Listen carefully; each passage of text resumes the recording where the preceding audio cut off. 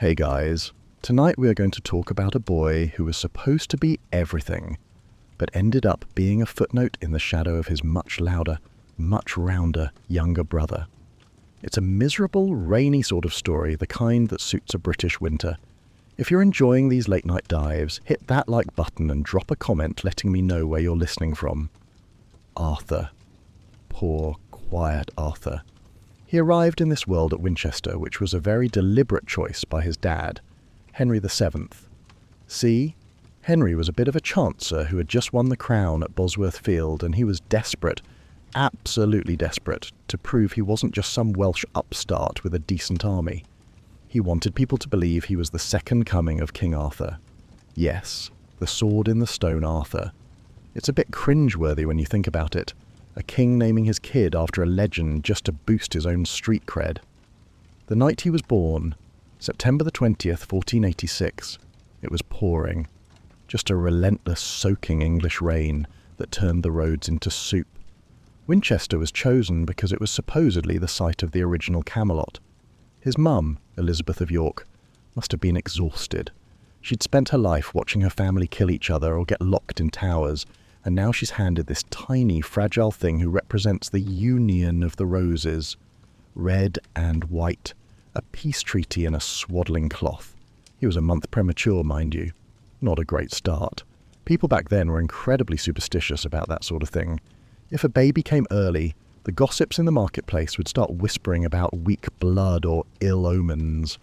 I wonder if Henry VII sat by the cradle and felt a bit of a chill, despite the massive fireplaces. The king was a notoriously stingy man. He'd count the pennies in the royal treasury twice a day. But for Arthur's christening, he actually splashed out. We're talking gold cloth, massive wax tapers, and the kind of pomp that makes a modern royal wedding look like a backyard barbecue.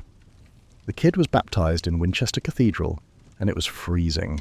It's a massive, cavernous place, and even with all the tapestry hanging up, the wind tends to howl through the stone.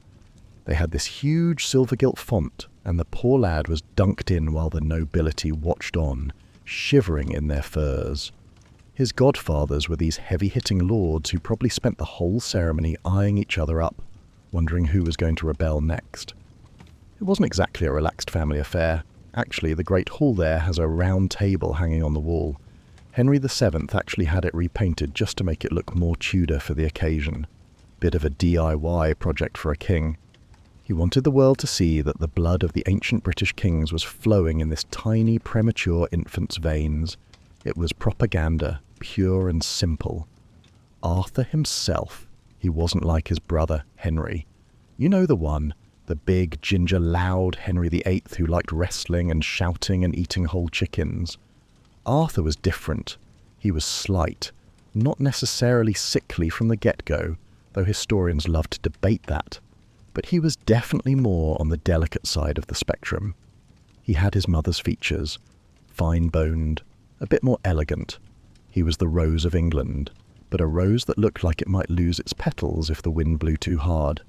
He was moved to Farnham quite quickly, away from the smog and the great stink of London. The air was thought to be better for his lungs. I suppose it's a bit like parents today moving to the suburbs for the schools, except the suburbs in 1486 involved a lot more armed guards and people tasting your food to make sure nobody had dropped arsenic in your porridge. There's this one account of him being displayed to the public when he was just a toddler. They dressed him up in silks that probably weighed more than he did, and sat him on a high chair so the commoners could gawk at him. It must have been terrifying. Thousands of faces, all smelling of stale ale and wood smoke, cheering for a kid who just wanted to nap or play with a wooden horse. He was a symbol before he was a person. That's the tragedy of the Tudors, really. You weren't a child, you were a move on a chessboard. Mind you, his dad was obsessed with security. Henry VII had spent years in exile in Brittany, basically living out of a suitcase and wondering if he'd be assassinated in his sleep. So he turned the royal nursery into a fortress. He didn't trust anyone. Not even the people who were supposed to be his friends. Can you blame him? He'd seen the Yorkists and the Lancastrians rip each other's throats out for decades. So Arthur grows up in these quiet, highly regulated houses surrounded by tutors and priests. He was being built, brick by brick, the perfect Renaissance prince. He was expected to speak Latin like a scholar, dance like a courtier, and eventually rule like a lion. But when you look at the few portraits we have, there's a look in his eyes. I don't know. It's not the look of a boy who wants to lead an army into France. It's the look of a boy who'd much rather be left alone with a book or a dog. It's quite a lot to carry, isn't it? The weight of an entire country's peace. If Arthur died, the whole Tudor experiment would likely go up in smoke. People were already looking at his younger brother Henry, who was much sturdier and much more of a handful. But Arthur was the one, the king-in-waiting, the boy with the name of a myth, living in a world that was very, very real and very, very cold. Right, so Arthur is growing up, and his dad, Henry VII, who was, let's be honest, a bit of a micromanager, decides the boy needs to be a walking encyclopedia. Most kids these days complain if they have 20 minutes of phonics, but Arthur was basically doing a PhD in being a human shield for the dynasty by the time he was 5. He was handed over to these incredibly stern tutors like Bernard André, who was a blind poet from Toulouse and apparently had the patience of a saint, though he was terrifying if you got your declensions wrong. He was learning Greek, Latin, rhetoric. He was reading Thucydides and Cicero, while most kids his age were probably just trying not to fall into an open sewer. See? The Renaissance was hitting England like a slow-moving freight train, and Henry wanted Arthur to be the shining light of this new, clever age. It wasn't enough to just be good with a sword anymore. No, you had to be able to argue the finer points of Platonic philosophy while looking effortlessly posh in a velvet doublet. Maybe he actually liked any of it. Or if he just sat there, staring out of a leaded glass window at a dog chasing a goose, wishing he could just be, well, normal. There's a story, it might be rubbish, mind you, that he was so good at his lessons that his tutors struggled to keep up. I find that hard to swallow. It sounds like the kind of PR spin a royal parent puts on a school report. Oh, young Arthur, yes, he's basically a genius, definitely king material. Mind you, the kid was working from dawn until dusk. He'd wake up, pray for what felt like hours in a freezing chapel. The Tudors were big on the whole God chose us vibe, and then it was straight into the books. It's a miracle his eyes didn't just give up. He was being groomed for a world that didn't really exist yet. A peaceful England, a stable England. It's a bit of a joke, really, because while Arthur was conjugating verbs, his dad was busy squashing rebellions and chasing after pretenders like Perkin Warbeck. Imagine being a kid and your dad keeps coming home saying, "Sorry, I missed dinner, son. I had to execute another guy who claimed to be your long-lost cousin." It's a lot for a child to process. There was this one tutor, Thomas Lineker, who was a proper big deal, a physician and a scholar who'd studied in Italy. I reckon Lineker was probably the one who noticed Arthur wasn't exactly a physical powerhouse. He was thin, lanky, the sort of boy who probably got a cold if someone breathed on him too hard.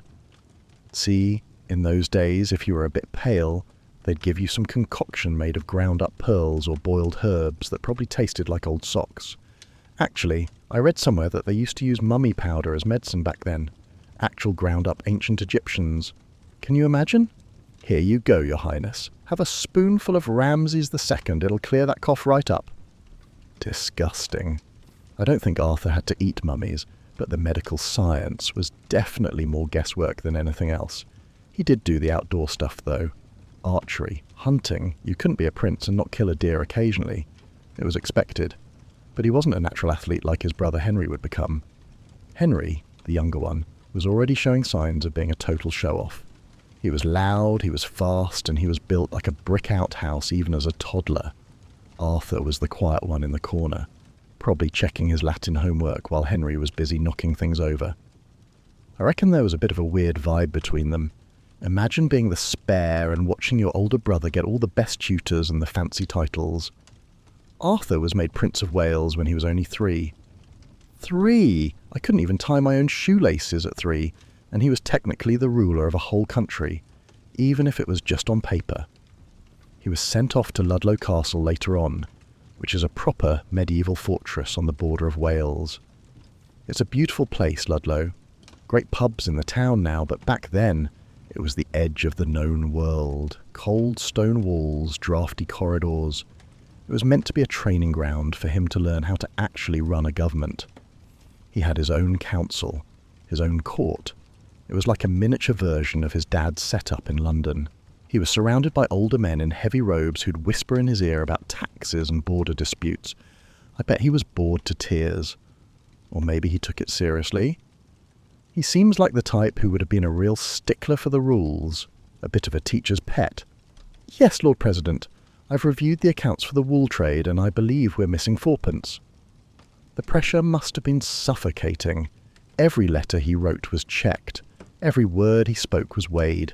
He was the hope of the nation, and he was only just starting to grow a bit of peach fuzz on his chin. There was no room for error. If he messed up, if he showed weakness, the Yorkists would be out of the woodwork in a heartbeat, claiming the Tudors were just a bunch of amateurs. I suppose that's why the education was so intense. Henry VII wanted a king who couldn't be mocked, a king who knew more than his ministers. He was building a new kind of monarchy, one based on brainpower and bureaucracy rather than just who had the biggest axe. And Arthur was the prototype, the first new man. He was also being prepared for a marriage. That was the real end goal of all this schooling. He needed to be impressive enough to land a Spanish princess. Ferdinand and Isabella of Spain were the absolute power couple of Europe at the time. They'd just kicked the Moors out of Granada and sent Columbus off to find America. They weren't going to marry their daughter Catherine off to some backwater prince who couldn't hold a conversation. So Arthur kept studying, kept reading, kept growing into this tall, thin, thoughtful young man. He was doing everything right. He was the perfect son, the perfect student, the perfect heir. It's almost too perfect, isn't it? Like a character in a book you know is going to have a tragic ending because everything is going a bit too smoothly in the first few chapters. He was 12, then 13. The negotiations for the wedding were dragging on because his dad was being a total nightmare about the dowry. Henry VII was the kind of man who'd argue over the price of a loaf of bread.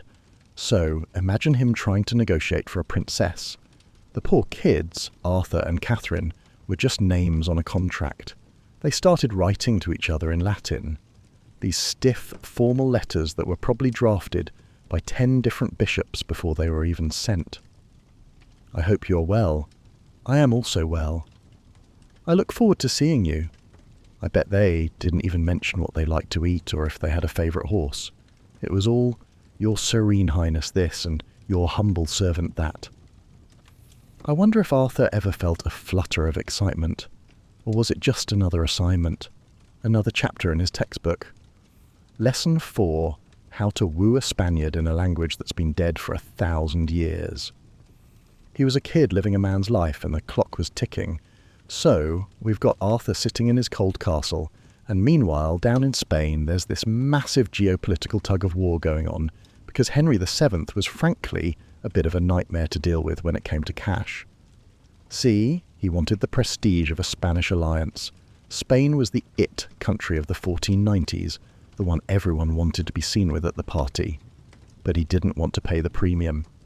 Mind you, Ferdinand of Aragon and Isabella of Castile weren't exactly pushovers either. They were the sort of parents who'd check the tyre pressure on a car before letting their daughter go on a date, and in this case the car was the entire Kingdom of England. They kept sending spies over to check if Henry's throne was actually bolted down properly, or if it was just held together with hope and some rusty nails. The negotiations went on for years. Absolute ages. I think they started talking about this when Arthur was barely out of nappies. It was the Treaty of Medina del Campo, which sounds like a fancy holiday resort, but was basically a very long, very boring document where they argued over every single gold ducat. Henry VII was famously tight-fisted. They say he kept his own account books and even noted down when he lost a few shillings. So you can imagine him squinting at the Spanish ambassadors and trying to haggle them down. Actually, it's a bit funny when you look at how much they obsessed over Catherine's dowry. 200,000 crowns. Half paid when she arrived, the rest later. It's like a medieval version of a payment plan from a dodgy electronics shop. But Ferdinand was worried. He kept hearing rumours about Yorkist rebels. Specifically this lad Perkin Warbeck, who was going around claiming to be one of the princes in the tower. Ferdinand basically told Henry, "Look, I'm not sending my daughter to a country where the king might get kicked out by a Flemish boat builder's son next Tuesday." He had a point. See, the world was a messy place. Think about how stressful it must have been for Arthur, knowing his entire future happiness, well, his future career anyway, depended on his dad managed to catch and hang a few pretenders. It's not exactly no pressure, is it? Eventually, though, after a lot of huffing and puffing and a few executions to clear the air, the Spanish royals finally agreed that England was stable enough for their youngest daughter. Mind you, there was a whole secondary drama about Catherine's age. She was slightly older than Arthur, not much, but enough that the Spanish were worried he wouldn't be, well, ready for the wedding night. It's a bit awkward talking about a teenager's biological clock in a diplomatic dispatch, but that's the 15th century for you. They were obsessed with heirs, no babies, no dynasty, simple as that. It's quite sad that these two kids were being bartered like sacks of grain. I mean, Catherine was being raised in the Alhambra in Granada. Can you imagine the contrast? She's growing up in this sun-drenched marble palace with running water and orange trees, and she's being promised to a boy in a country where the sun only comes out on a bank holiday, and the main architectural feature is damp stone. Ferdinand and Isabella were tough. Isabella was the real brains of the operation. She was a woman who wore armour and rode into battle, which is pretty hardcore for a medieval queen. She didn't suffer fools. She made sure that every tiny detail of Catherine's household was managed, right down to the number of silver plates she'd take with her. Henry VII, being the penny pincher he was, probably looked at the list of Catherine's servants and thought, do we really need 3 ladies in waiting just to hold her hair back? There's this bit in the records where they argue about whether the money should be paid in gold or in stuff. Jewels, plate, tapestries. Henry wanted the cold, hard cash. He wasn't interested in fancy curtains. See, he was building up a massive war chest because he knew that in England money was power.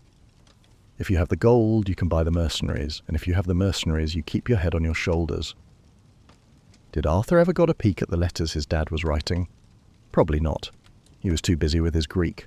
But he must have known that his wedding was the linchpin of the whole Tudor project. If this deal fell through, England would be isolated. A tiny island on the edge of the world, with no friends and a lot of enemies.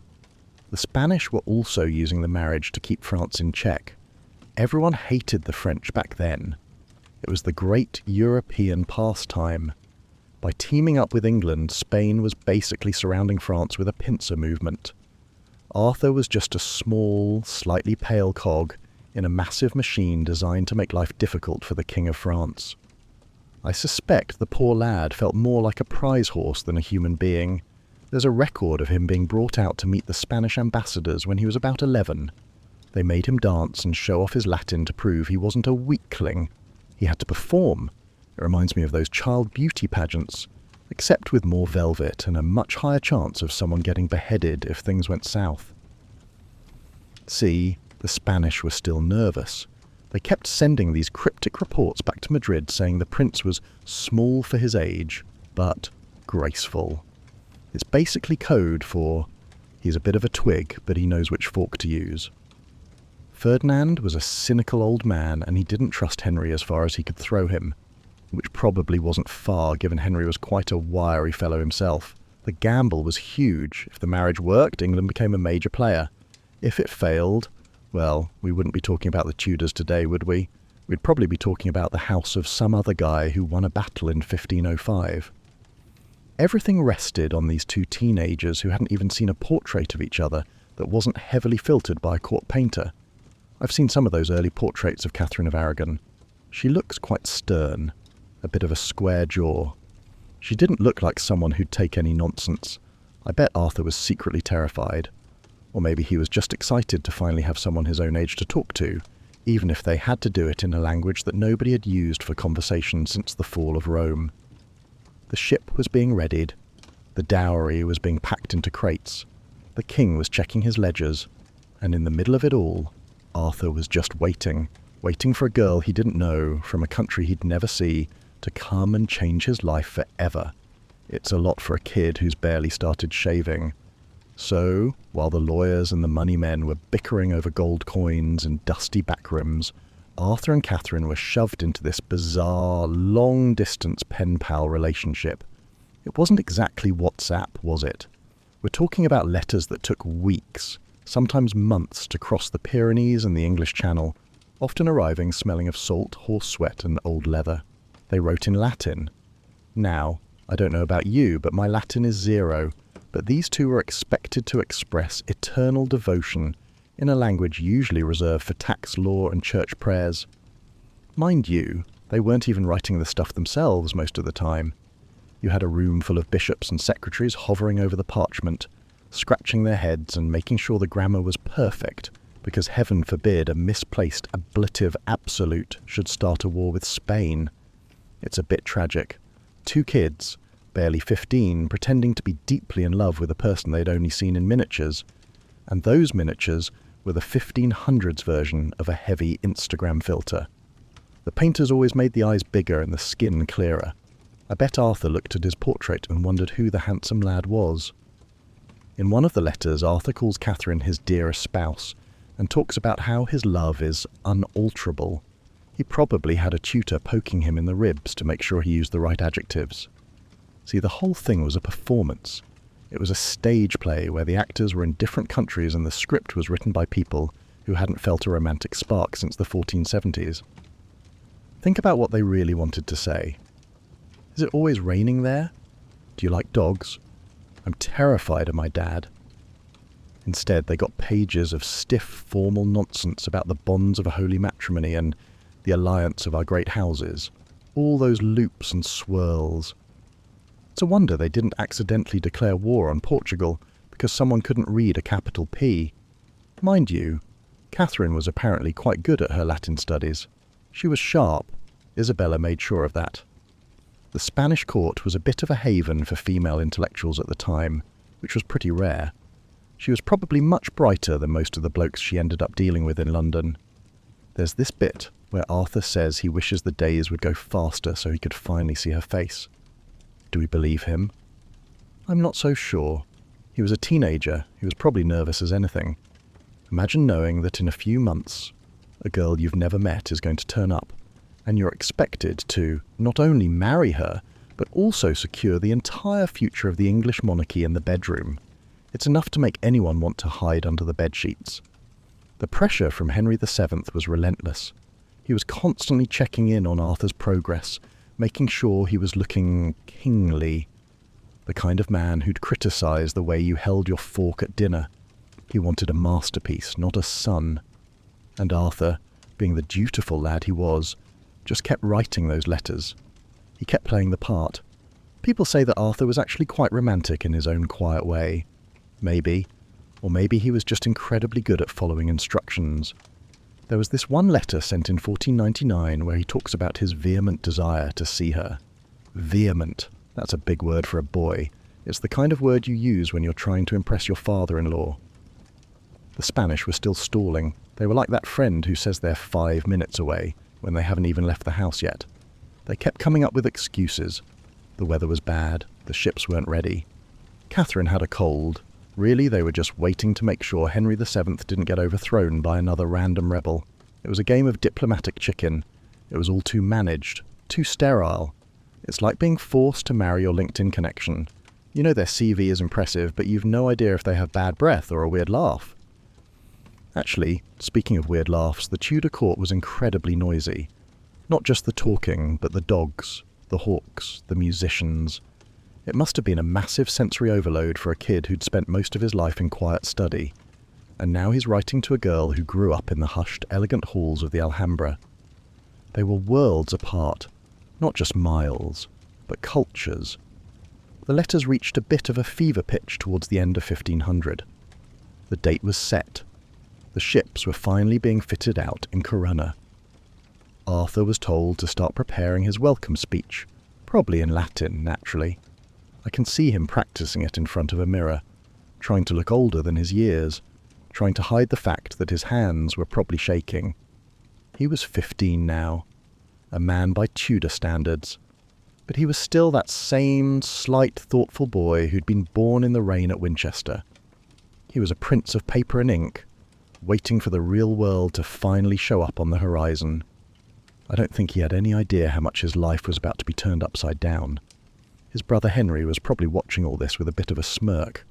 Henry was the spare, the one who got to have all the fun, while Arthur had to be the perfect statue. It's a bit of a recurring theme in British history, isn't it? The serious older one and the wild younger one. It never ends well. Anyway, the letters stopped because the time for talking was over. The Spanish fleet was spotted, the princess was on her way. Arthur had to put down the pen and pick up the mantle of a husband. He had to head towards the coast, probably riding through more of that lovely English drizzle, wondering if the girl from the letters would look anything like the painting he'd been staring at for the last 3 years. He arrived at the meeting point with a massive retinue, all dressed in their Sunday best, trying to look like a dynasty that wasn't just 15 years old. It was all a bit of a bluff, a very expensive, very high-stakes bluff, and the lady from Granada was about to call it. So, Catherine finally set sail in the summer of 1501, and let me tell you, it was an absolute disaster from the word go. You'd think the daughter of the most powerful people in Europe would have a smooth ride, but the Bay of Biscay had other ideas. It's a nasty stretch of water at the best of times, choppy, grey, and utterly unforgiving, and her fleet got absolutely battered by a series of storms that would have made a seasoned pirate feel a bit green around the gills. She had to turn back once, scurrying back to the Spanish coast like a cat that stepped in a puddle, which must have done wonders for her nerves. She was only 15. Imagine being a teenager, leaving your sunny home forever, and then spent weeks being tossed about in a wooden box on a mountain of freezing seawater. It's a bit of a miracle she didn't just give up and go home to Granada. I would have. She eventually made it to Plymouth on the 2nd of October, and the English weather welcomed her in the only way it knows how, with a face full of damp horizontal mist. The people in the West Country went wild for her, though. They'd never seen a Spanish princess before. To them, she was like a creature from another planet, with her reddish gold hair and her exotic retinue of Moorish servants and ladies-in-waiting. They were ringing bells and drinking so much ale that I bet half of Plymouth had a hangover for a week.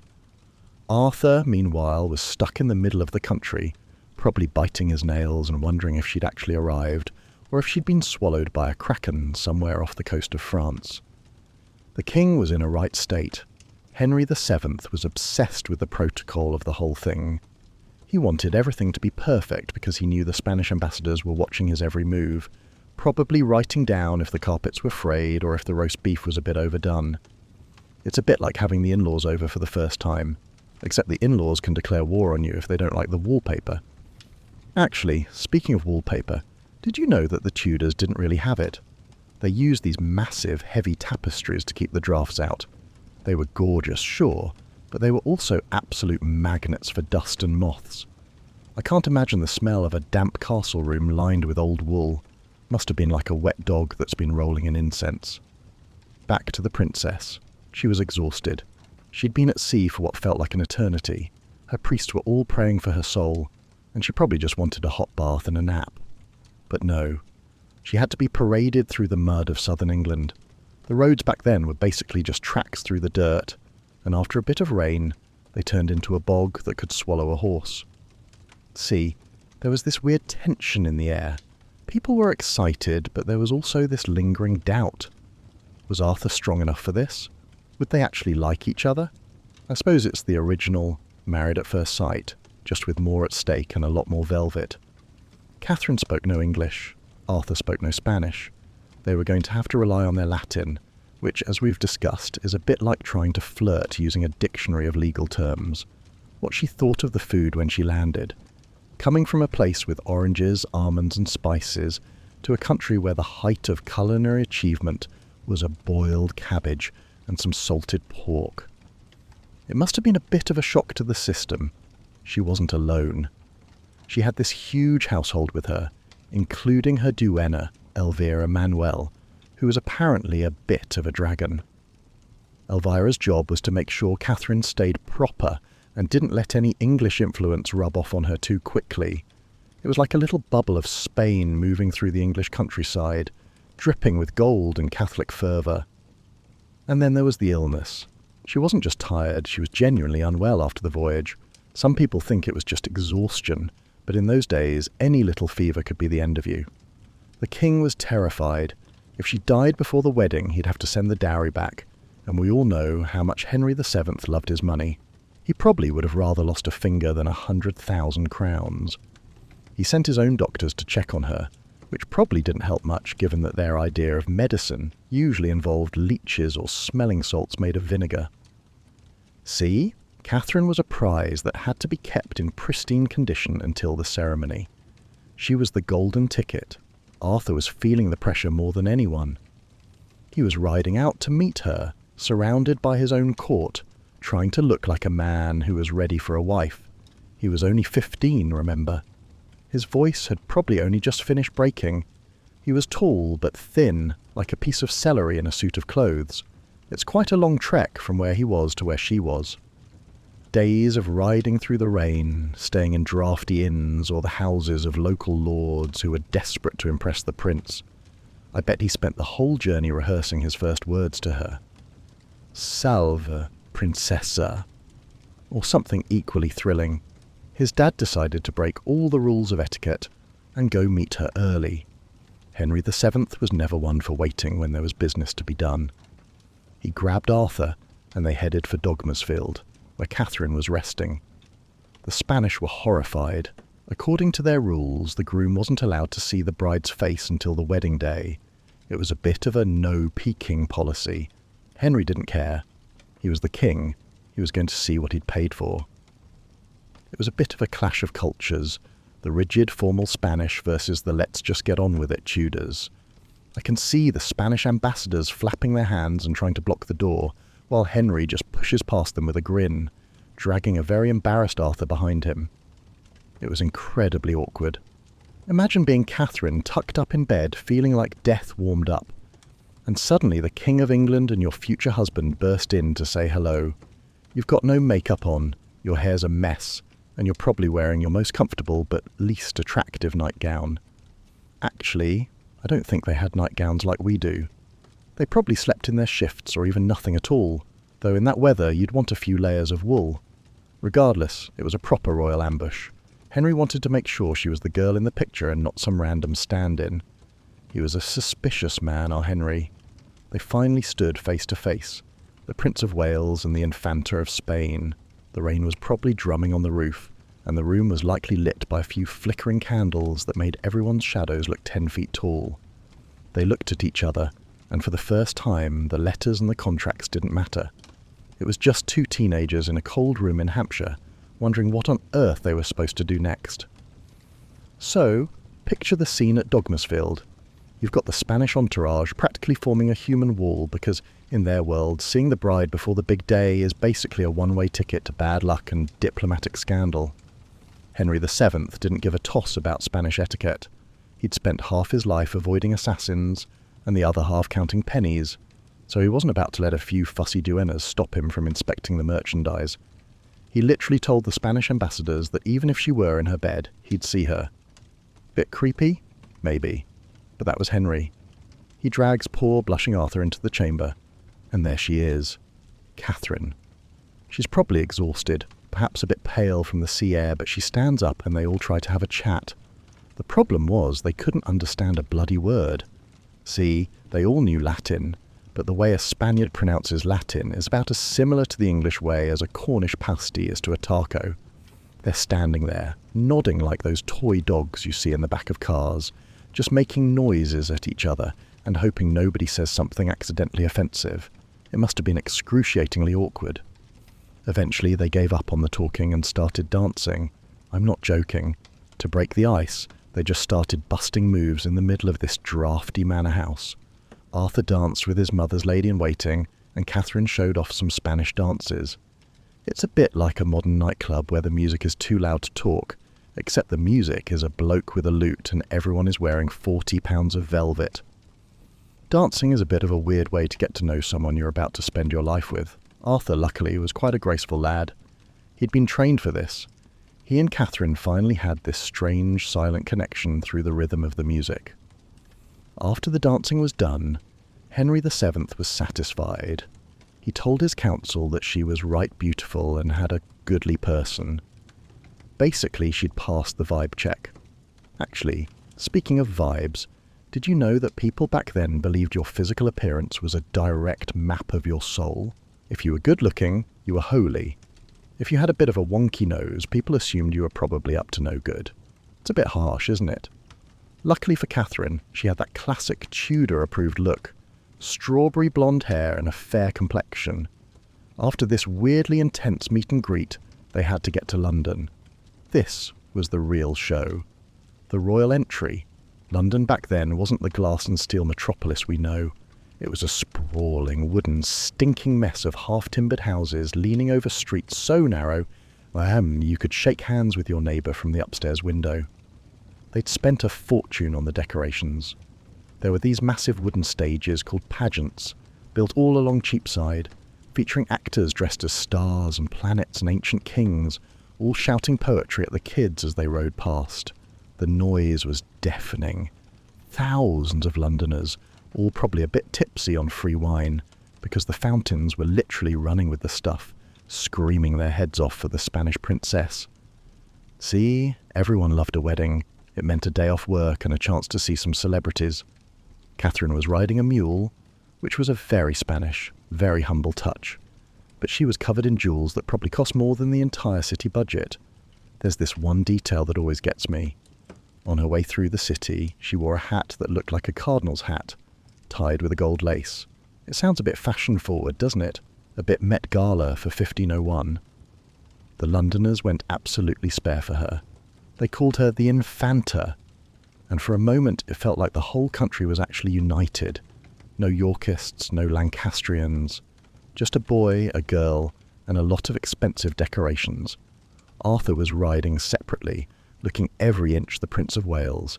I wonder if he felt like a superstar, or if he was just worried about his horse slipping on the cobbles. See, London's streets were notorious for being covered in, well, everything. Horse muck, kitchen slops, the occasional dead cat. It wasn't exactly a red carpet experience. The actors on those pageant stages. Imagine being some poor drama student in 1501, dressed as the god of justice, standing on a rickety wooden tower for 10 hours in the rain, waiting for a 15-year-old to ride past so you can recite 30 lines of rhyming couplets in Latin. I hope they got paid well. Probably just got a loaf of bread and a gallon of ale knowing the Tudors. The procession ended at St. Paul's Cathedral, not the one with the big dome, that came much later after the Great Fire, but the old St. Paul's. It was a massive, Gothic beast of a building with a spire that seemed to touch the clouds. Inside, it was a forest of stone pillars and stained glass. The air would have been thick with the smell of expensive beeswax candles and the sweat of 5,000 people packed into the nave. Henry VII had even built a special raised walkway, a mountain of wood covered in red cloth, so that the common people could see the couple as they walked to the altar. It was pure theatre. He wanted every single person in that building to see that this was happening. It was real. The Spanish were here. The Tudors were legitimate. The spare brother, little 10-year-old Henry, was there too, leading Catherine by the hand. He was already a bit of a scene stealer, apparently, a little ginger firecracker. Arthur was exhausted by the time they reached the cathedral. All that riding, all that smiling, all those speeches. And he still had the actual wedding to go through. It's a lot for a teenager who'd spent most of his life in a quiet library with a blind poet. But he did it. He stood there in his white satin, looking like a ghost of a king, while the Archbishop of Canterbury started the service. The vows were exchanged, the rings were blessed. The choir probably sang something that made the rafters shake. It was the peak of Tudor ambition. Everything Henry VII had worked for since he landed at Milford Haven was coming to fruition in this one moment. And yet, I can't help but feel a bit sorry for them. They were just two kids in a very big, very cold church, being watched by a world that didn't care about their feelings, only their DNA. The party afterwards was legendary. Banquets that went on for days. Jousting tournaments where knights smashed wooden lances into each other for the honour of a princess who still couldn't speak their language. It was a fever dream of gold and blood and sugar sculptures. They even had these subtleties, massive cakes shaped like castles and dragons. Arthur and Catherine sat at the high table, the king and queen of the moment. They were officially husband and wife, the treaty was sealed, the money was, mostly, in the bank. But the real test was yet to come, the part of the wedding that everyone in the court was whispering about. The part that would, decades later, change the history of the world.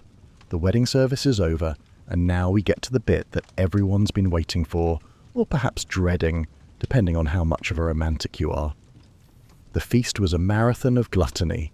We're talking about massive platters of swan, peacock, feathers and all, mind you, which must have been a bit like eating a dusty old pillow, and more spiced wine than a human liver was ever designed to handle.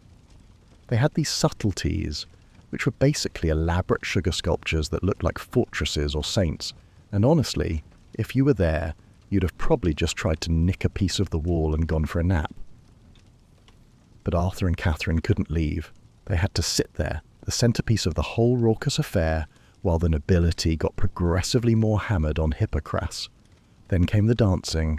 Again, it's always the dancing with these people.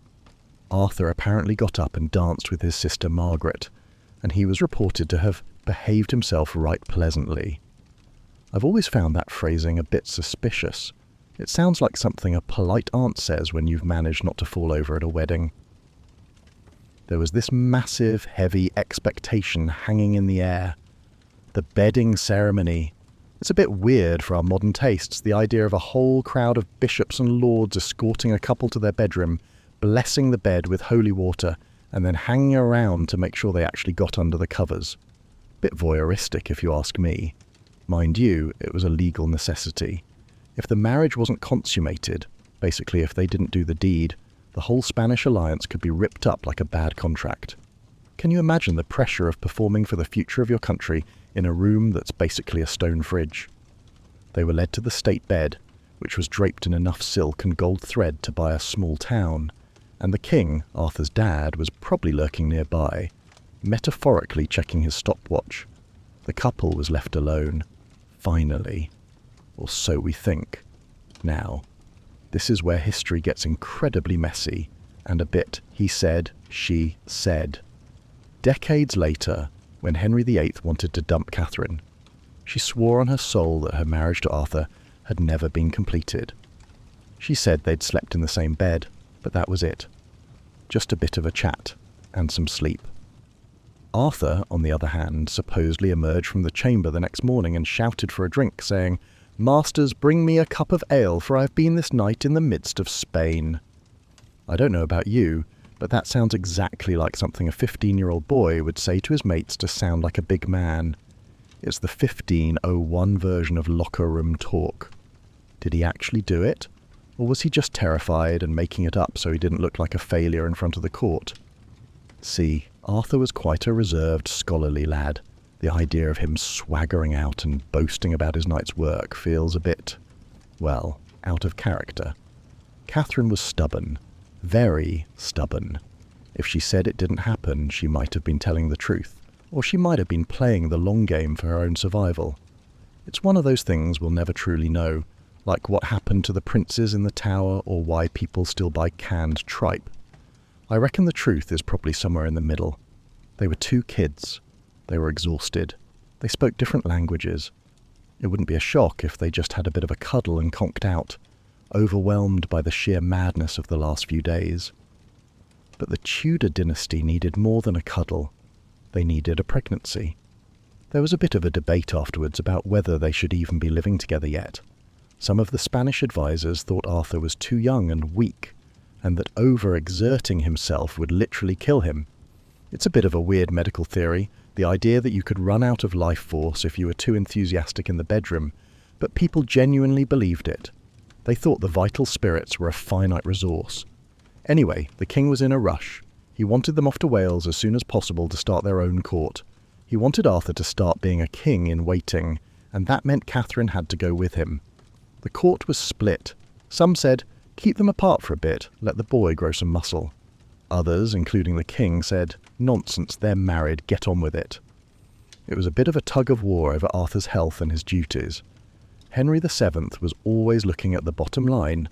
He'd paid for a daughter-in-law, and he wanted his money's worth, regardless of whether the kids were actually ready for the reality of it all.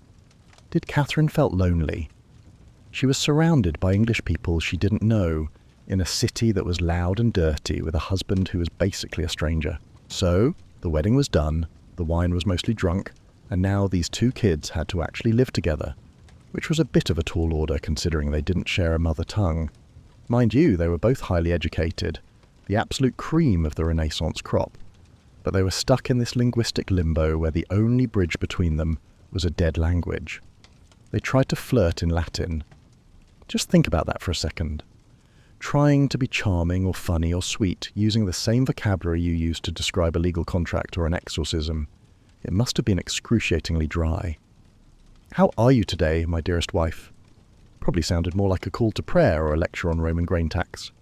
They sat at dinner together, surrounded by courtiers who were watching their every move like hawks, and they struggled.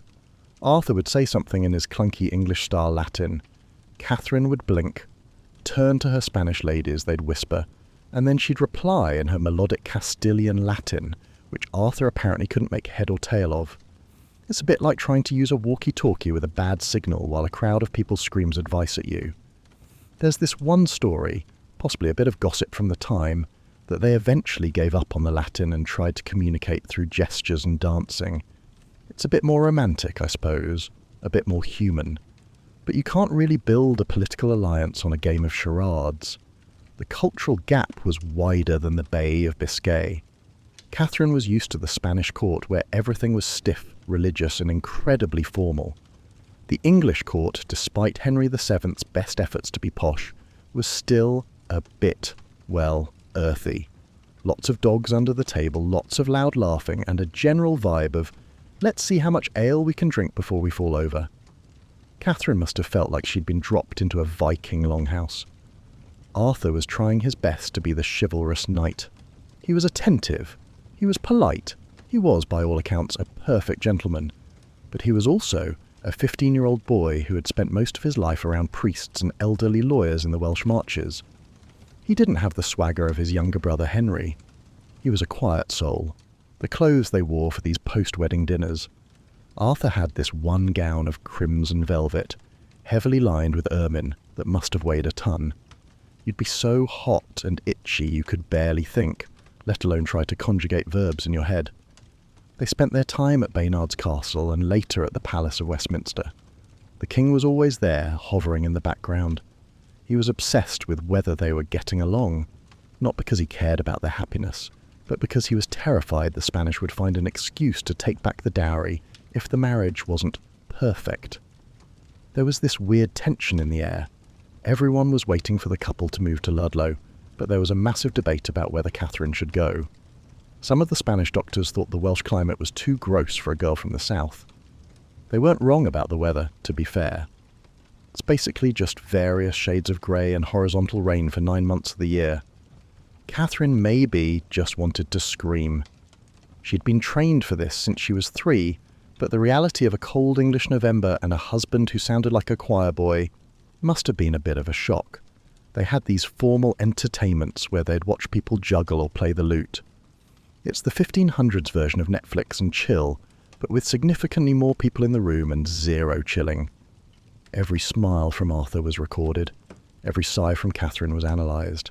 Arthur did try to learn a bit of Spanish, or so the rumours go. He wanted to bridge the gap. He was a studious lad after all, but Spanish is a tricky one if you've only ever spoken Middle English and Church Latin. There's a record of them walking in the gardens together, just the two of them, and about 40 guards and ladies in waiting. It's hard to have a heart-to-heart when you're being followed by a small army. I think Arthur was just out of his depth. He was the once and future king, but he was also just a teenager who probably wanted to go play with his dogs or practice his archery instead of making stilted conversation about the weather in Castile. The Spanish ladies in waiting were apparently a bit of a nightmare. They were very protective of Catherine and didn't trust the English. They'd whisper in corners and look suspiciously at the food. It didn't exactly help the getting-to-know-you vibe. Henry VII kept pushing for them to head to Ludlow.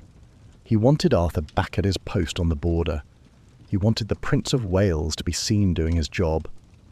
He also probably wanted them away from the distractions of the London court so they could focus on the most important task, making an heir.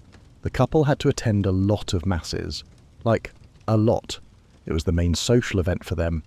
They'd sit in their private pew, surrounded by incense and chanting, and maybe for a second they didn't have to worry about talking. They could just exist in the music and the smoke. Catherine was reportedly very pious.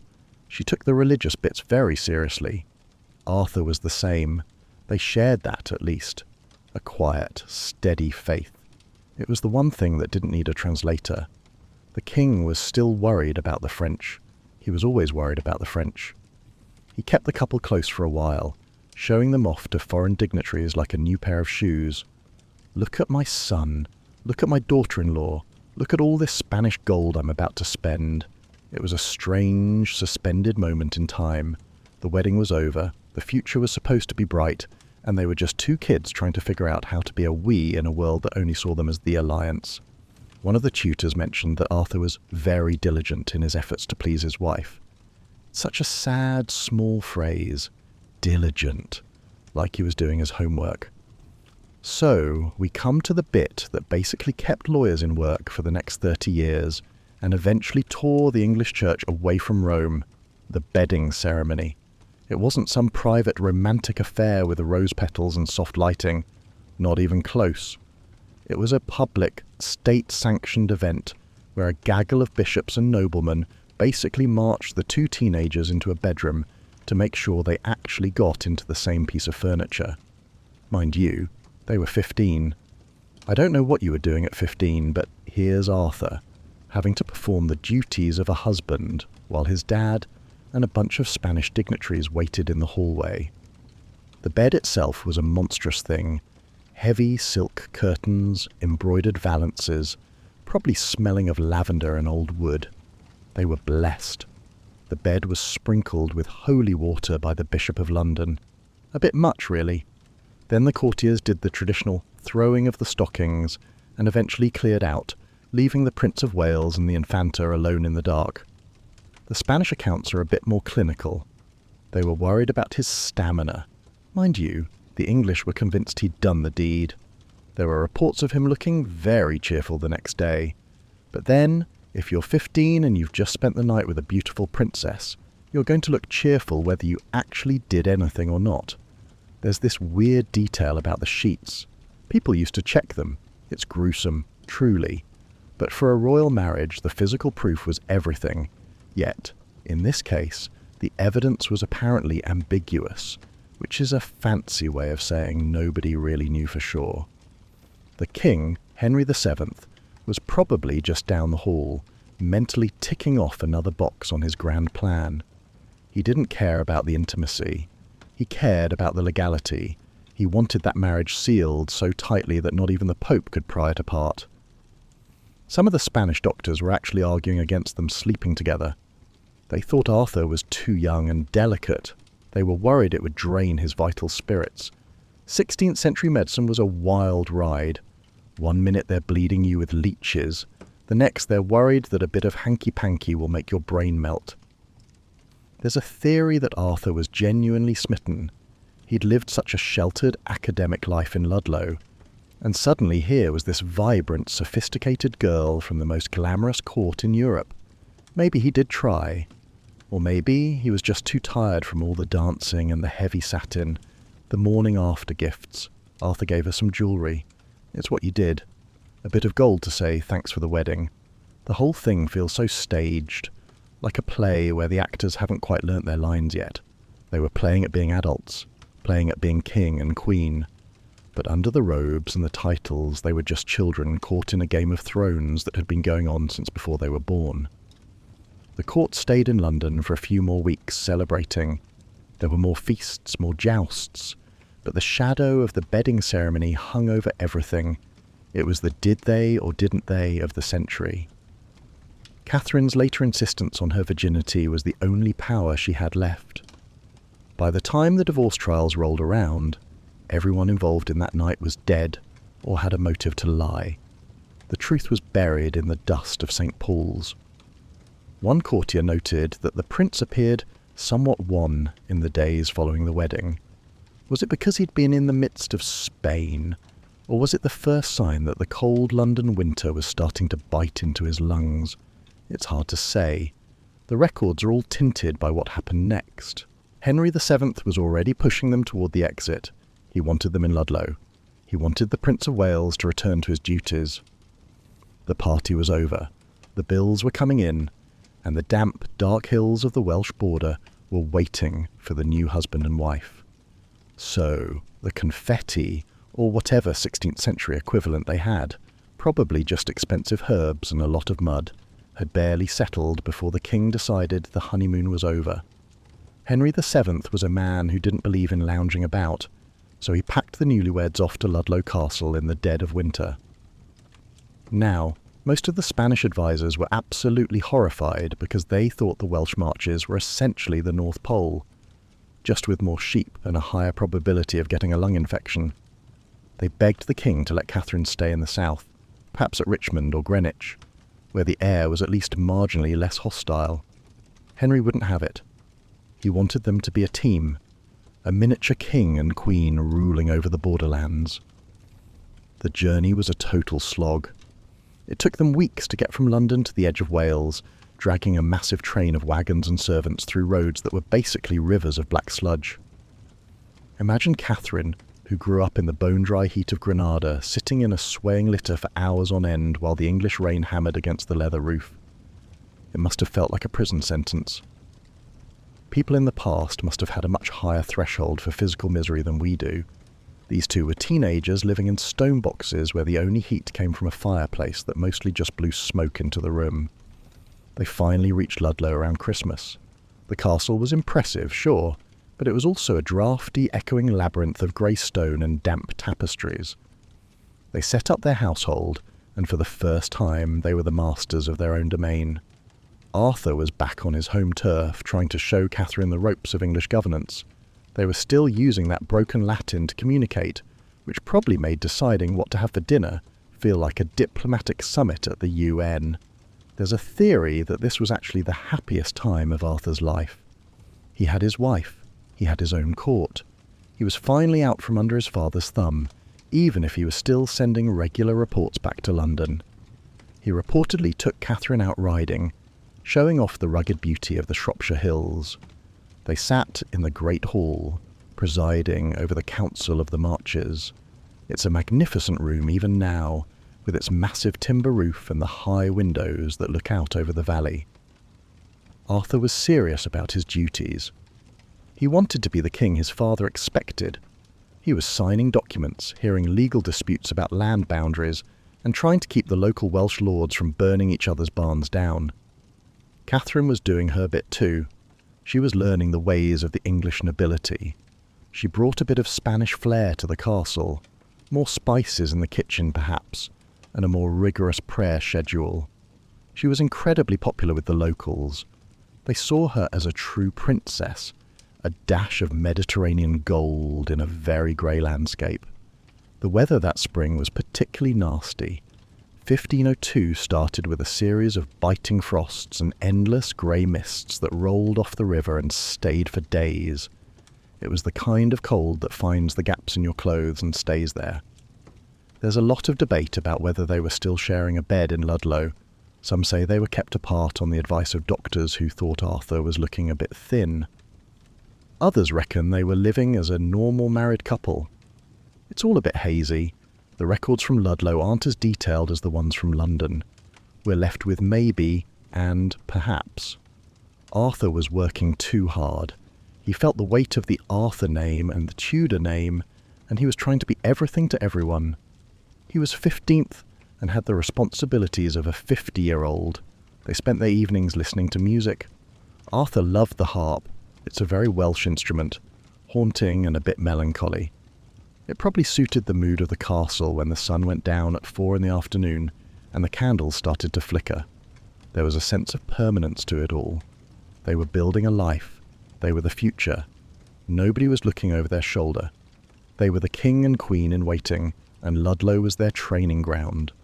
The sweating sickness was already being whispered about in the market towns. It was this terrifying, fast-moving disease that nobody understood. It seemed to come out of nowhere, killing healthy people in a matter of hours. But in the high walls of the castle, they probably felt safe. Arthur had a new set of archery targets set up in the courtyard that March.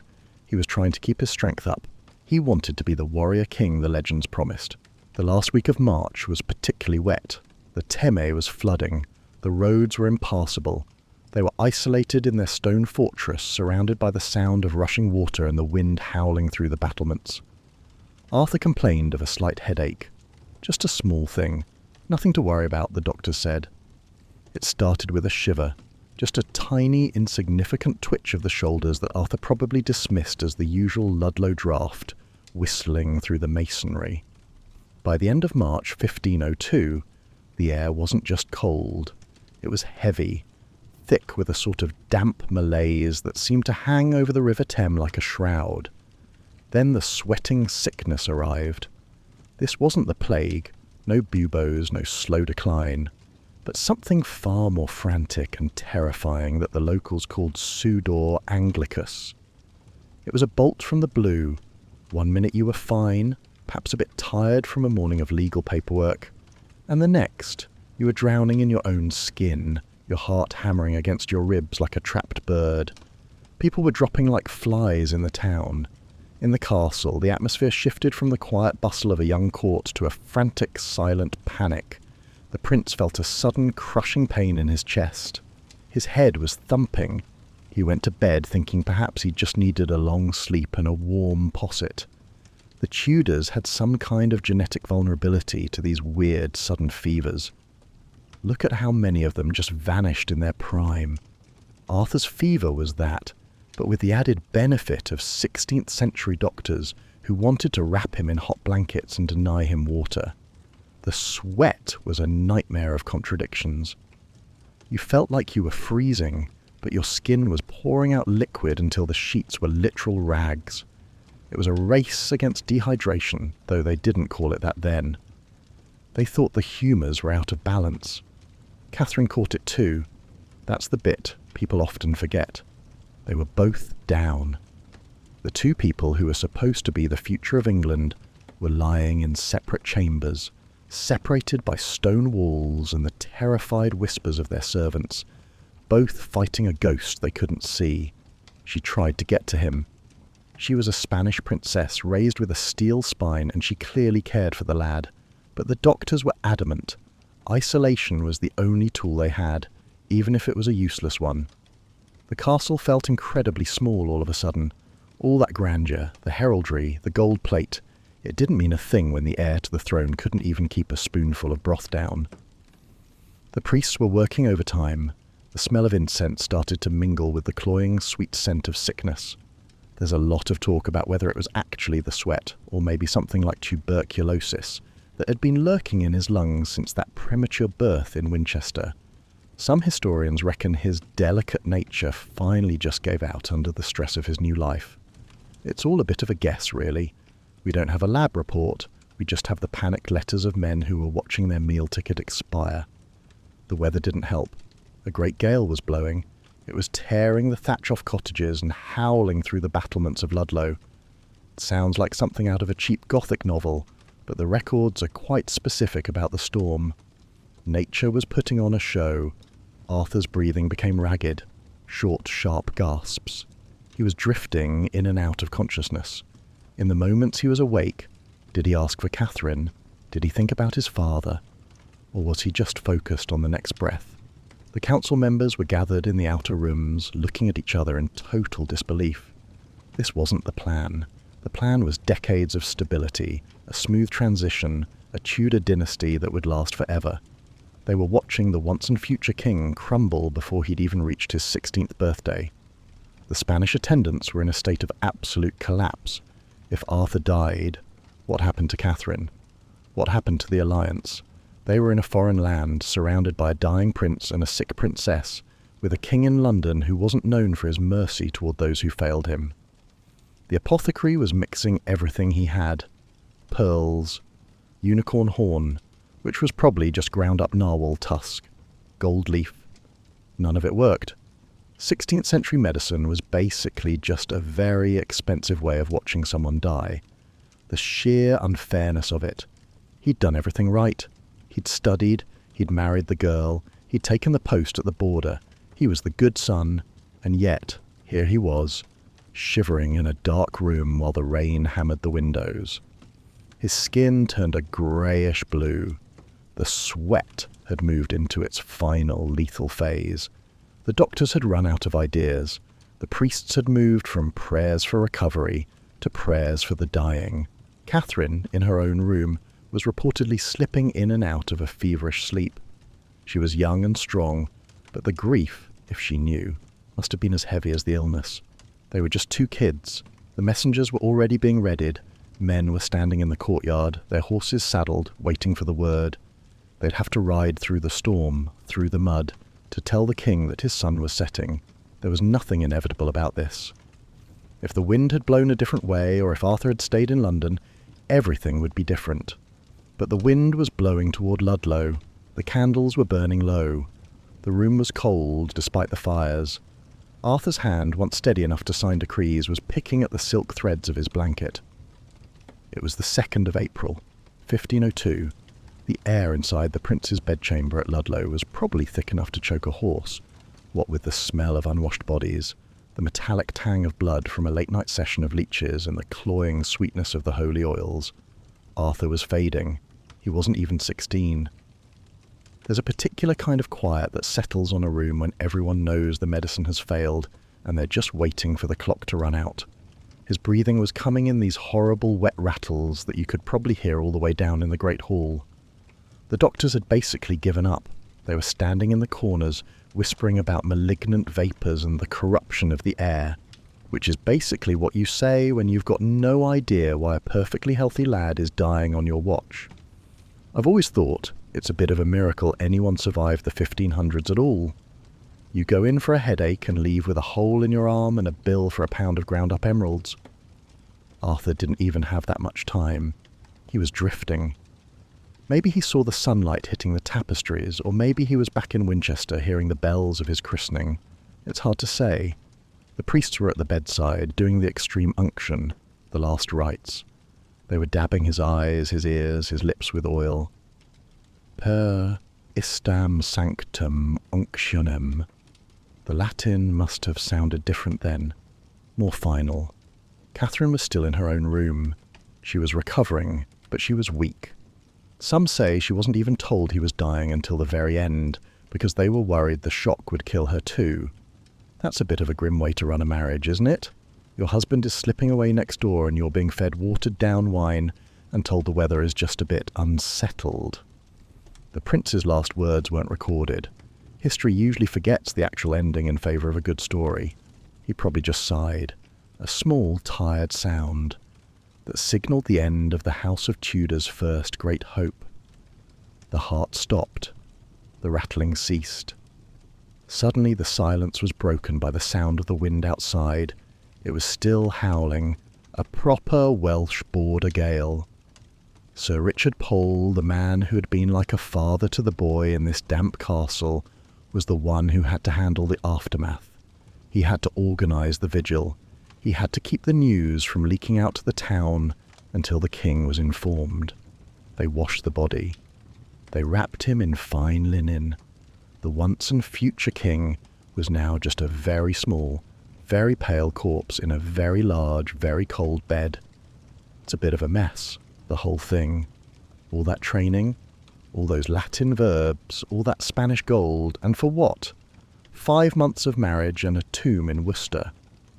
Some people back then thought Arthur was poisoned by the Yorkist ghosts in the walls of Ludlow. Total rubbish, obviously, but it shows how much people hated the idea that a simple fever could change the world. We want there to be a villain. We want a plot. We don't want to admit that a tiny germ can topple a dynasty. The council members were already writing the letters. They had to be careful with the wording. You don't just send a text saying Arthur's dead, LOL. You have to use the King's Grace's most dear son and a lot of flowery language to soften the blow. The Spanish were already panicking. The ambassadors were probably looking at Catherine and thinking about the return policy on the dowry. It's cynical, I know, but that's the 16th century for you. Everything was a transaction, even grief. There was a wake in the chapel. The candles were tall and white, casting long, flickering shadows against the circular walls. Arthur's shield and sword were placed on the coffin. He looked like a knight from the old stories, finally at rest. Catherine managed to crawl out of bed to see him one last time.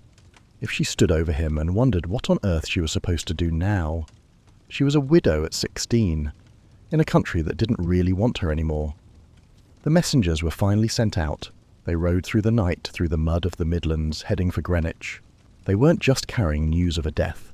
They were carrying the end of an era that had barely even started. The whole Tudor project had just hit a massive, jagged rock in the middle of the ocean. They used a lot of wax for the seals on those letters. Thick, red wax, the colour of the roses they were supposed to represent. Word of the Prince's End didn't reach Greenwich until the late hours of April 4th, mostly because the messenger had to navigate roads that were basically soup. It fell to the King's confessor to break the news. He knocked on Henry VII's door in the middle of the night, a time when no one ever brings good news, obviously, and used some biblical phrasing about receiving good and evil things from the hand of God.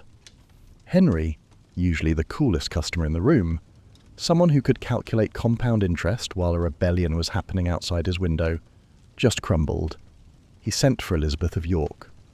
This is one of the few times we see the Tudor mask actually slip, revealing the terrified, grieving parents underneath the velvet and gold. Elizabeth, bless her, was the one who kept it together at first. She told Henry that they still had a fine prince and 2 fair princesses, and that they were both young enough to have more children if God willed it. She was being the stalwart one, the queenly anchor. She went back to her own room, away from the king, and then she just fell apart. Her ladies-in-waiting had to go and fetch Henry to come and comfort her. It's a bit of a heartbreaking image. 2 people who had spent their entire marriage trying to secure a throne that felt like it was made of glass, sitting together in the dark, weeping for a boy who had been their everything. They weren't monarchs then, just a mum and a dad. There's a record of the money Henry spent on the funeral. He was still a miser, but he didn't hold back on the wax for the candles. Thousands of pounds of it. The smell of burning beeswax must have been suffocating in the London chapels where they held the memorial services. I've often thought that grief is the only thing that actually levels the playing field between us and the royals. They had the fancy clothes, but the hollow feeling in the stomach is exactly the same. The political fallout was starting to hiss like a kettle. The Spanish ambassadors were already sharpening their quills. The marriage was over. The alliance was in the bin. And there was the small matter of the 100,000 crowns, the first half of the dowry, which Henry VII had absolutely no intention of giving back. Catherine was still at Ludlow, stuck in a sort of limbo. She was a widow who could barely speak the language of the people around her, and her father-in-law was already looking at her like a very expensive piece of furniture he wasn't sure he wanted to keep. Some say the king was already eyeing her up for himself. There was a weird rumour that Henry VII thought about marrying Catherine after Elizabeth died a year later.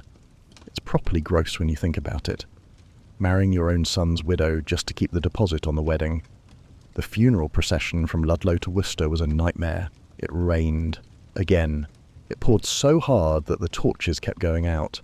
The coffin was carried on a chariot draped in black, pulled by horses that were probably struggling to find traction in the Shropshire mud. The king and queen didn't even attend the funeral. It wasn't the done thing for the monarch to go to funerals back then. Too much bad juju, I suppose. They stayed at Greenwich, surrounded by the silence of a nursery that was suddenly missing its brightest star. One of the heralds wrote a very detailed account of the burial. He mentioned how Arthur's body was lowered into the vault, and how the officials broke their staves of office and threw them into the grave. It was the physical breaking of the dream. The younger brother, Henry, was doing. He was 11. He was now the Prince of Wales. He was now the one everyone was looking at. He'd gone from being the spare to being the only hope of the dynasty in the space of a heartbeat. Mind you, Elizabeth of York's health started to decline almost immediately after. She did try for that other baby she promised Henry, a daughter named Catherine, but it didn't go well. She died on her 37th birthday. It feels like the whole family was just falling like dominoes. First Arthur, then the hope of a new heir, then the Queen herself. Henry VII became even more of a recluse, more paranoid, more obsessed with his ledgers. There's a letter from the Spanish Queen Isabella demanding to know if the marriage had been consummated. She was a mother, but she was also a lawyer at heart. She knew that the answer to that question was worth 200,000 crowns. Catherine in this bit. She was basically being treated like a parcel that had been delivered to the wrong house. Do we open it? Do we send it back? Who pays for the shipping? Henry VII kept Arthur's room at Richmond exactly as it was for months. He couldn't face the emptiness. A man who built his life on cold logic finally found a problem he couldn't calculate his way out of. With Arthur gone, the spotlight didn't just shift. It basically performed a violent, neck-snapping jerk toward the younger brother Henry. He was 11. A big, boisterous, copper-haired lad who had spent his childhood being the spare, which usually meant he got to eat his dinner in peace while Arthur was being grilled on Greek irregular verbs, or how to not look bored during a 3-hour sermon.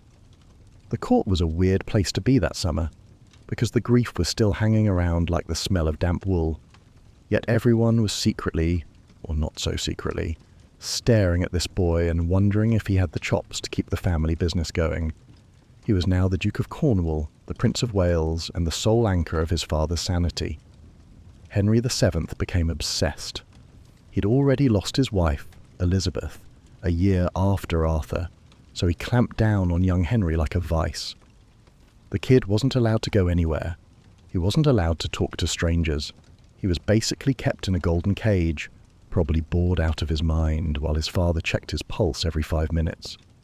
You have to think that this suffocating environment is exactly what turned the young, athletic Henry into the paranoid, larger-than-life king who eventually started breaking everything he touched. He was being squeezed. The question of Catherine of Aragon was the elephant in the room, or rather the Spanish princess in the guest suite who was rapidly running out of money for her servants' wages.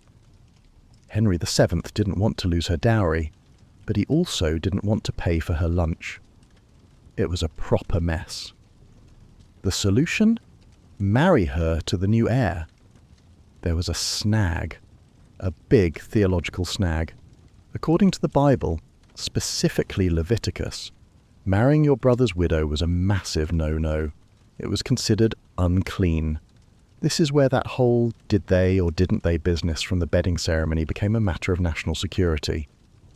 If Arthur and Catherine had never actually had a proper go at it, then technically she wasn't his wife in the eyes of God, and Henry could marry her without the divine wrath coming down on them.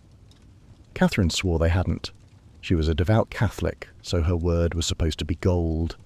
But she was just being a pragmatist. She was stranded in England. Her mother was dying in Spain. Her father was busy. If she didn't marry Henry, she was basically a piece of driftwood. The Pope was asked for a dispensation. It's like getting a special hall pass from the principal of the entire Christian world. It took ages. While the lawyers were arguing in Rome, Henry was growing up. He was getting taller, stronger.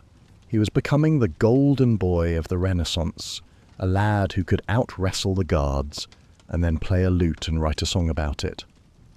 The feast days were different now. There was a conspicuous empty chair where Arthur should have been. It's a bit like when someone leaves a friend group and you still look for them at the bar before remembering they're not coming. But the new Henry didn't just fill the space, he overflowed it. He was louder, more colourful. He lacked that quiet, studious dignity that Arthur had cultivated in the reign at Ludlow. The king was still terrified of rebels. He kept the boy close at Richmond and Greenwich. He didn't send him to the Welsh marches. He couldn't risk it. Not after what happened to the first one. The English nobility were watching. They'd been through decades of civil war, and they wanted a king who looked like he could win a fight. Arthur was the dream of Camelot, but Henry looked like the reality of a new, muscular England. One courtier noted that the young prince was much more given to the chase than to his books. It was the exact opposite of Arthur. Maybe that's what the country wanted. A bit of noise, a bit of blood. The Spanish ambassadors kept writing home about how handsome the new prince was. They were trying to convince Ferdinand that Catherine was still getting a good deal.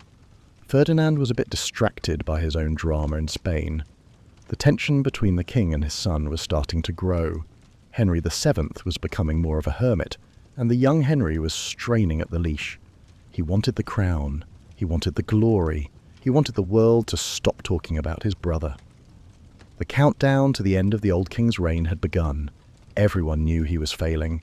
The penny-pinching era was about to be replaced by a gold-spending era.